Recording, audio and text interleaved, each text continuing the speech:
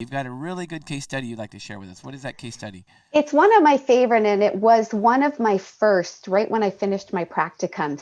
This person had been a nurse, had been diagnosed bipolar, had a history of childhood sexual abuse, and I saw her when I was working exclusively in a sexual abuse center. She had a substance abuse issue and some addictions and disruptive relationships, and basically had come to see me fresh out of being discharged from the hospital for a manic kind of psychotic break. So if you're new to a profession, this is the case that you really don't want coming through the door in your first week. But it ended up being really such a beautiful process because it was an opportunity to use self-regulation therapy exclusively in the work with her, and week by week work to regulate her nervous system, to really forget about all of the labels that she'd been given, and to just sit there and get into the flow of the work. And she wasn't expected to ever return to work again. She wasn't expected to have successful relationships. She was on 5 to 7 medications,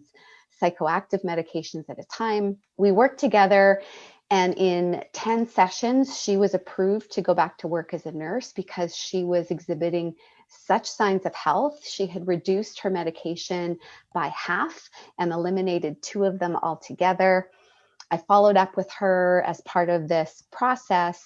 2 years later, she had been promoted to a supervisory position, certainly had no addiction or substance issues, had gotten married, was planning on having a baby, and was down to just 1 medication and living a life that she actually never imagined was even possible for her, which every time I tell the story, I get a little emotional about it because there's so many people that have been given a label based on symptoms or presentation. And that's who you are. And that's the identity you create for yourself, but also the one everybody else gives you. And it seems like that's the best it's going to be for you. And to have something that isn't overwhelming in the process of this work, it's very gentle with the person, and to help them move into such a place of resilience to see that their brain can change into being a healthy, productive, happy person of society that doesn't even need to see me anymore I just feel it's brilliant. And it's a brilliant example of the human capacity to heal.